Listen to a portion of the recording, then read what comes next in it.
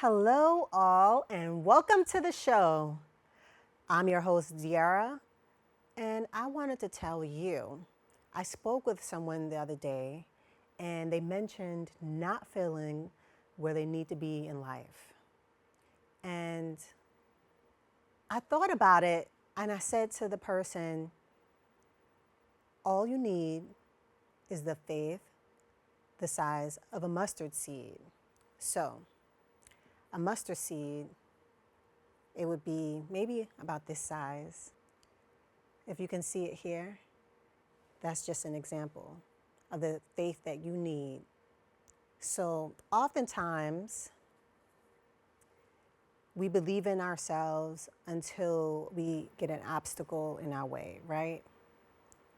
But if we hold on to our optimistic thinking and silence the negative ones for a moment, you'll come to find that, we can motivate ourselves because God is within us.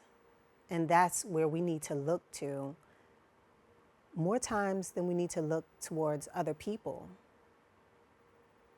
So I would like to talk about several points of motivation today. And the title of this show, this episode, will be called Motivation in Life. And the first talking point of motivation in life is understanding personal values. So motivation in life often stems from aligning our actions with our core values and beliefs. When we need to understand what truly matters, we are more likely to feel motivated to pursue our goals. So, if you took the time out and thought about what really mattered to you, would it be something materialistic? Would it be seeing your loved ones be happy? Would it be seeing yourself be happy? What about if you look to the perfect vision and the perfect life you have of yourself and decided you're going to live that now? What if you didn't decide to live your life once you've achieved your goals? What if you decide to live out your personal values, your core values, your belief system now? That means not waiting until you achieve your goals to be kind to yourself, to be nice to yourself. What if we all gave ourselves some grace? Because we all go through life, right? I want to talk about setting clear goals, which is a talking point number 2. So, establishing clear, achievable, and meaningful goals provides direction and purpose. When we have a clear vision of what we want to achieve, it becomes easier to stay motivated and focused, right? So one example of that is if I want to be a timely person, right? Wouldn't that mean that I need to go to bed earlier? Wouldn't that mean if I want to wake up at 5:30 a.m. in the morning, I should go to bed sometime around 8 or 9 p.m.? If I decided I wanted to get fit, right, and exercise in the morning, wouldn't it make sense for me to get the proper rest that I need in order to wake up at 5:30 a.m. to work out in the morning? Because the ultimate goal is getting fit. And if I'm fit, I'm healthier, right? So, in setting clear goals and establishing clear, achievable goals, that leads us to our life's purpose because we're prepping for the life that we want.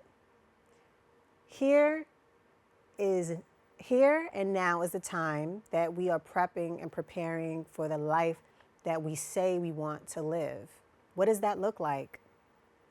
If I have a messy room, right, my mind may be and feel chaotic. If I clean up my room, I'm on a path to success. And that's just a small goal, right, to achieve. If I want to save money, maybe those shoes that are on sale at Nordstrom, those shoes that are on sale at Nordstrom for however much money, right? They may have to wait. Okay? So if I'm used to getting a venti matcha latte at Starbucks, which is about $7 and change, but then I add on my croissant breakfast sandwich from Starbucks. Now it's about almost $20 every day. What if I decided to make breakfast at home and take that to go? I might feel like I'm eating out still. What if I decide just to get one thing from Starbucks and make the other at home? Doesn't that seem simple enough?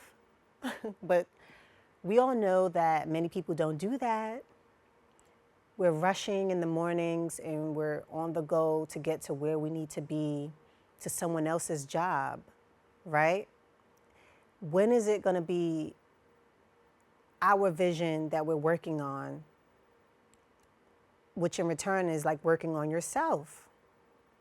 We're rushing, not eating our proper breakfast, drinking our tea in the mornings, because why? To make someone else a success, because we're rushing to jobs that if you decided, or if something happened to you, right? How long would it take for you to be replaced? How long would it take for your job to replace you if you died? Would they come to your funeral? No. So I think that we need to take care of ourselves first. And that's also helping you stay focused, right? Because I'm not going to party till midnight if I know I have to wake up at 5:30 in the morning to go to the gym, right, before I start my day. So I want to talk about number 3, overcoming obstacles. Boy, okay. So life is full of challenges, and So life is full of challenges, right? And maintaining motivation often involves developing resilience and overcoming setbacks. I knew a woman, or I would say I knew of a woman whose name is Joyce Meyer. You might be familiar with this pastor. And she was a victim of incest, and she was abused emotionally, physically. She grew up in this small town, a small hick town, and kind of poor, not really rich per se. And who would have ever thought that that woman in that small town who experienced abuse, definitely emotional turmoil and mental abuse, whereas she thought that she was nothing. Someone in her life, people who were supposed to protect her, like her parents, instilled upon her that she was not worthy. Now, how many times has someone told you in their own way that you weren't worthy? Whether it's someone not respecting your personal space in the home, whether it's someone using their words to disrespect you and put you down. In their own ways, they projected onto you what they were feeling themselves. And oftentimes, people who have hurt us, they're so self-involved and self-indulged, they don't even realize the impact their unkind words or actions may have even hurt you. So it's best to let things like that go as much as you can. And when I say let go, what does that look like, letting go? Well, it looks like maybe saying a prayer for that person, maybe being kind to that person, although they did not treat you kind. And I'm not saying that you have to go back into their space and be best friends, right? But if there was a parent who mistreated you, what if they needed your help? Are you going to turn them down? In their elder years, are you not going to be there because they mistreated you as a child? No, like letting go means that you are dealing with the circumstances as best as you know how and are moving forward to a more positive direction, a more positive path, more positive conversations. You don't even have to speak about that person doing you wrong anymore. What if you decided to change the story that you tell about yourselves, right? What if I decided to change the story that I am telling about myself? If you grew up in a home where it wasn't easy for you, it was tough, right? You don't have to just harp on that part. You could also include the other parts, the good times that happen in your life, right? You can say what you want to say without putting down the person who offended you. Now that's real power. That's moving on. And then the person maybe you have a quarrel with that you usually go back and forth within the home. I know I'm speaking to somebody. In your home, there's a person you go back and forth with often. What if you decide to just be quiet about it? You give it to God. What would that look like inside you? You'll be freeing up space to focus more on your goals, right? To focus more on what motivates you.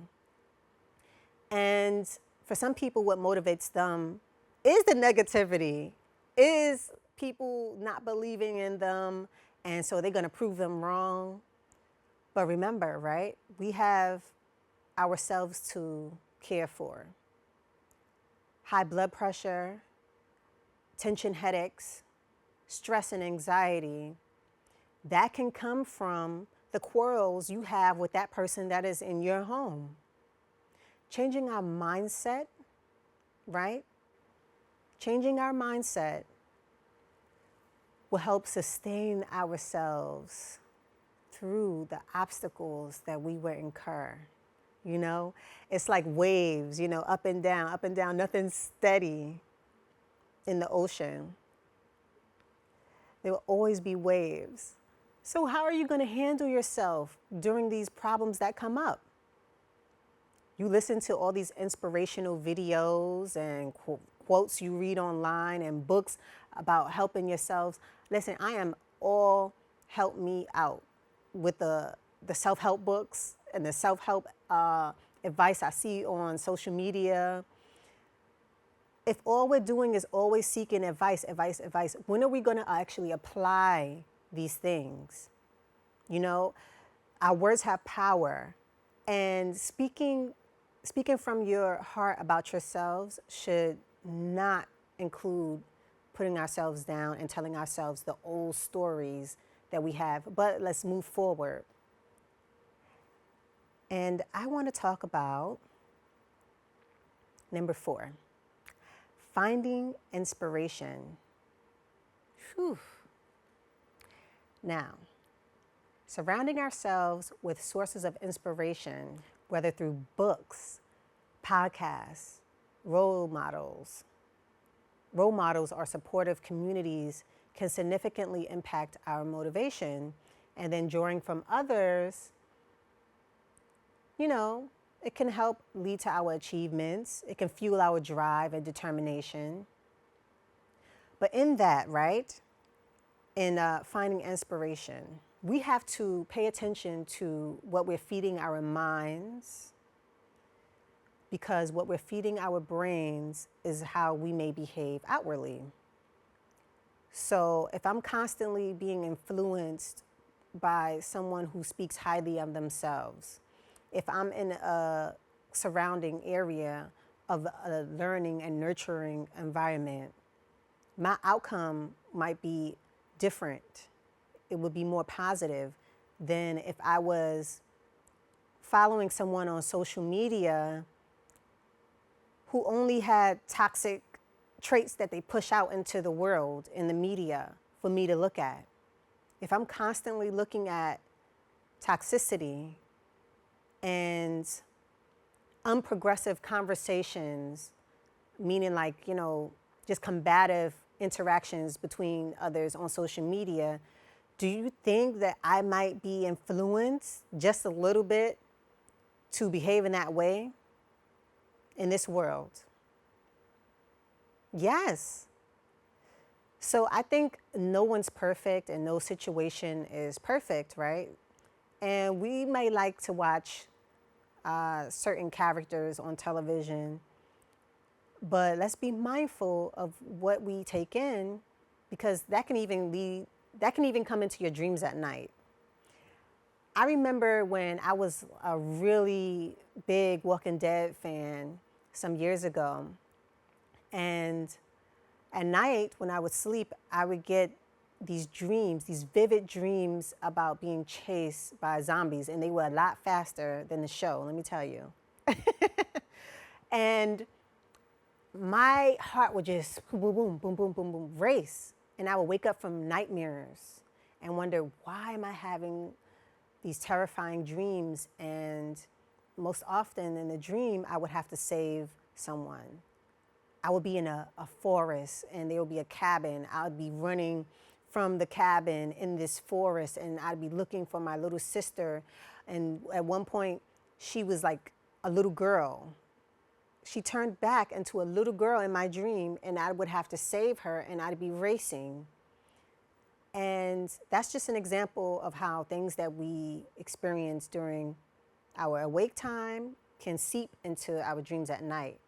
And long story short, I actually had to stop watching The Walking Dead, only because I got tired of having nightmares about monsters and opening an innuendo for maybe demons or a spiritual attack. So we have more coming up with motivation in life, and I'll see you shortly after.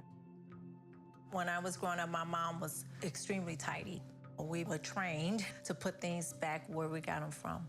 One day, when I walked into my mom's house, I felt like I walked to someone else's house. There was stuff everywhere. And just growing up the way I grew up, and to see this transition was very alarming. When Sean talked to me, it was a wake-up call, and that's when I went to the doctor. Hello, all, and welcome back to the Deirra Show.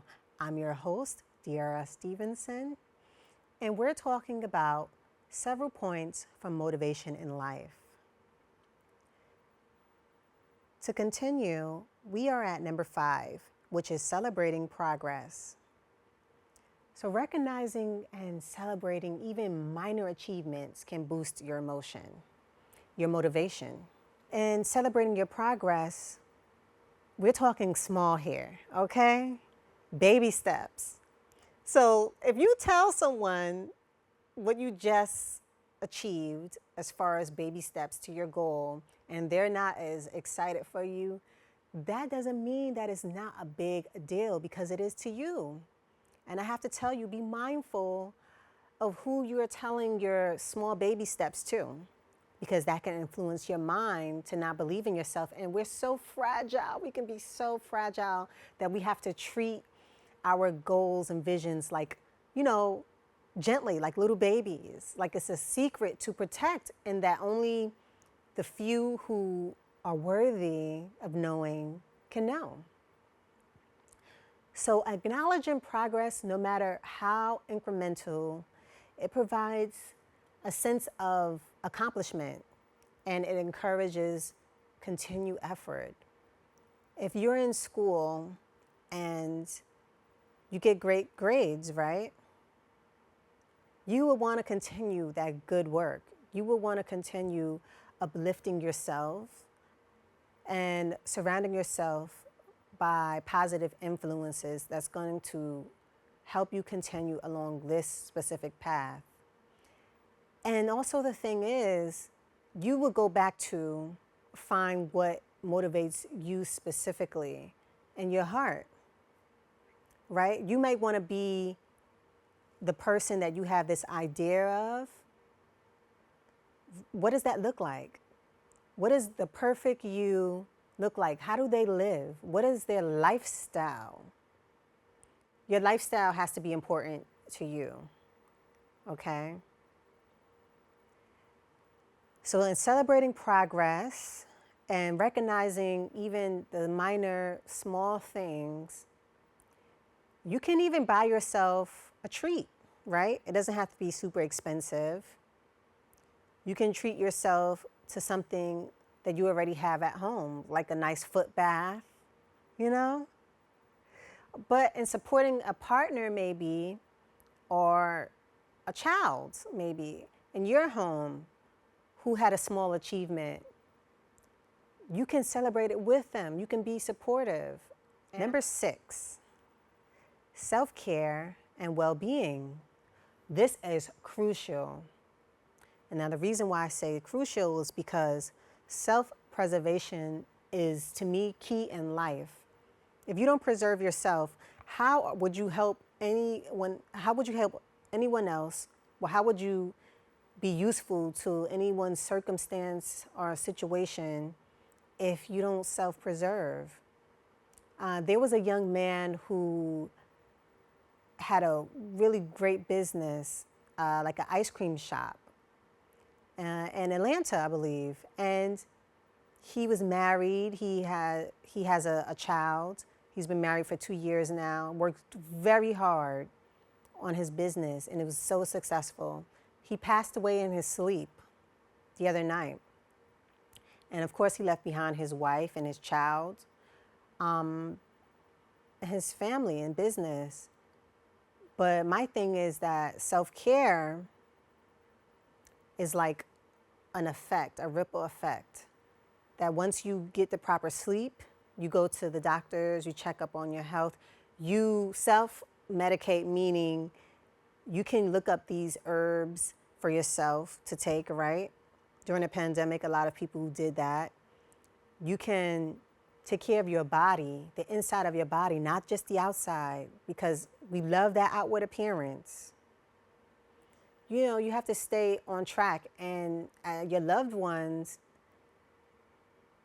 I'm not going to say if they love you, but I'm sure they do. Your loved ones showing that they love you, they're going to raise the concern, raise the issue if something's not looking right on you, if something in your eyes isn't clear, if just the smallest things, they're going to notice because they love you. So they're telling you to go to the doctor to help you. They can even go with you as a support system. There's no need to be afraid of getting better and living longer. What? I want to go backwards a little bit here with self-care and taking care of your health. I see a lot of people who get things like Botox in a younger and younger age. And yes, of course, we may wear makeup, but how is our insides doing? How is our body doing? That's what's most important. You know, you feel great on the inside, you'll feel great on the outside and even look better. So self-care and well-being is prioritizing self-care, physical health, and mental well-being, which is crucial for maintaining long-term motivation, and caring for ourselves makes us better equipped to stay motivated and to pursue our aspirations. Number 7, embracing passion. I would like to discuss more about embracing passion after we come back from the break.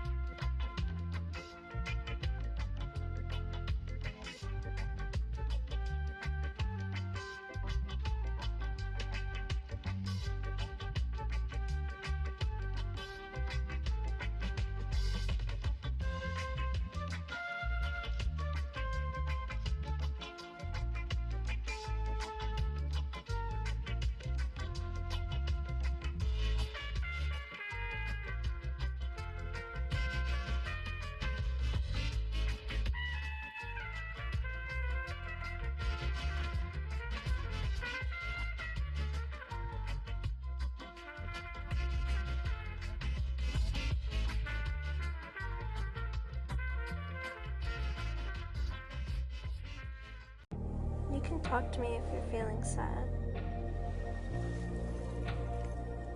Thanks for hearing me out, bro. Whenever you need to talk, I'm here, okay? Embracing passion. So, passion for what we do can be a powerful motivator. Finding activities and pursuits that ignite our passion and enthusiasm can fuel sustained motivation and a sense of fulfillment in life. I want to talk to my creatives about embracing our passion again and living for what ignited the flame inside our little hearts in the first place. So oftentimes as creators, we have to take on additional jobs in order to support ourselves and families, right?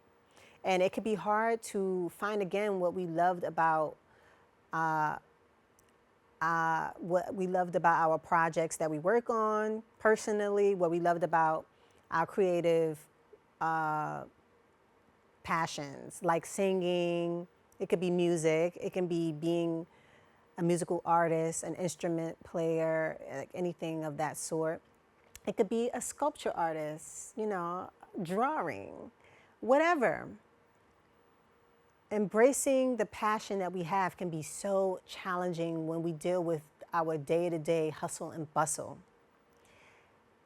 And oftentimes we think we've lost it. What we want to really achieve in life that we dreamed about as kids, it's like, did it all go to waste? Did we try it out and it didn't turn out how we thought it would be? What if you tried again, right? What if you take small little increments throughout the day, and whether it's a few minutes, 10 minutes, where you're working on your creative passion, your writing, whatever that may be. And after a while, you get used to it, taking the time out to work on your sense of fulfillment in life, right? You can become enthusiastic again about what motivated you. And in turn, you can motivate others. Who would have thought that you can motivate someone else? Yeah. You didn't give up. You just maybe got off the bike and now you're going to ride it again, right? And then age, forget about age, okay? Because sometimes fulfilling a goal, it has like no specific time to it. Okay, sure, you had like a 5-year plan, right? But the 5-year turned into several years. But guess what? As long as you're breathing, you're on this earth, you're in this life, you have a purpose. You have a sense of self. You love yourself. God loves you too, right? And I want to thank you all for watching today. And I'll see you later again on The Deirra Show.